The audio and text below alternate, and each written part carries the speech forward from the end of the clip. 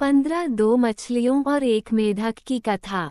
एक तालाब में शतबुद्धि 100 बुद्धियों वाली और सहस्त्र बुद्धि 1000 बुद्धियों वाली नामक दो मछलियां रहा करती थी।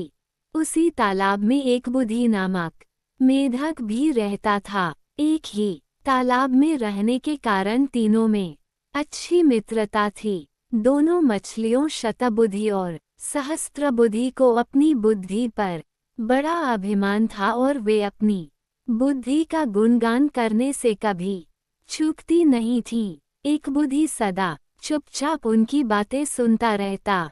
उसे पता था कि शतबुद्धि और सहस्त्रबुद्धि के सामने उसकी बुद्धि कुछ नहीं है। एक शाम वे तीनों तालाब किनारे वार्तालाप कर रहे थे। तभी समीप के तालाब से मछलियां पकड़कर घर लौटते मछुआरों की बातें उनक कानों में पड़ी। वे अगले दिन उस तालाब में जाल डालने की बात कर रहे थे जिसमें शतबुद्धि, सहस्त्रबुद्धि और एक बुद्धि रहा करते थे।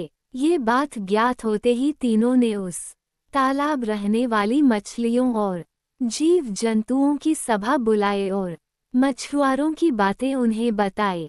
सब चिंतित हो उठे और शतबुद्धि और सहस्त्रबुद्धि से कोई उपाय निकालने का अनुनय करने लगे। सहस्त्रबुद्धि सबको समझाते हुए बोली, चिंता की कोई बात नहीं है। दुष्ट व्यक्ति की हर कामना पूरी नहीं होती। मुझे नहीं लगता वे आएंगे। यदि आ भी गए तो किसी न किसी उपाय से मैं सबके प्राणों की रक्षा कर लूंगी।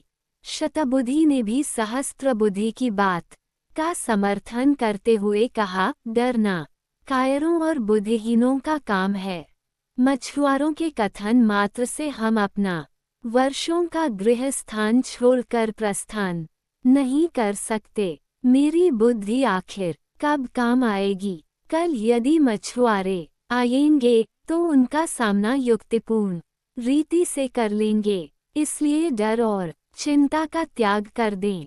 तालाब में रहने वाली मछलियों और जीवों को शतबुद्धि और सहस्त्रबुद्धि के द्वारा दिए आश्वासन पर विश्वास हो गया। लेकिन एक बुद्धि को इस संकट की घड़ी में पलायन करना उचित लगा। अंतिम बार वह सबको आगाह करते बोला, मेरी एक बुद्धि कहती है कि प्राणों की रक्षा करनी है तो ये स्थान छोड़कर अन्यत्र जाना सही है।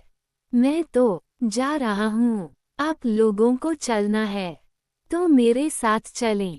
इतना कहकर वह वहां से दूसरे तालाब में चला गया। किसी ने उस पर विश्वास नहीं किया और शतबुद्धि और सहस्त्रबुद्धि की बात मानकर उसी तालाब में रहे।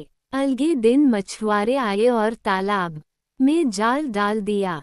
तालाब की सभी मछलियां उसमें फंस गई। शतबुद्धि और सहस्त्रबुद्धि ने अपने बचाव के बहुत यत्न करे किंतु सब व्यर्थ रहा। मछुआरों के सामने उनकी कोई युक्ति नहीं चली और वे उनके बिछाए जाल में फंस ही गई। जाल बाहर खींचने के बाद सभी मछलियां तड़प तड़प कर मर गई।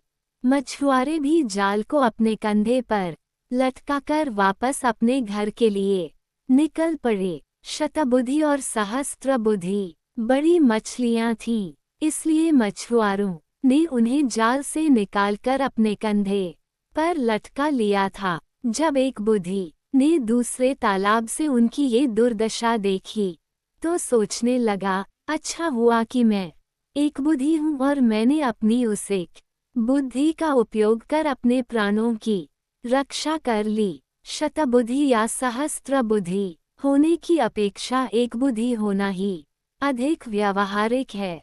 सीख 1, बुद्धि का अहंकार नहीं करना चाहिए। 2, एक व्यावहारिक बुद्धि 100 अव्यावहारिक बुद्धियों से कहीं बेहतर है।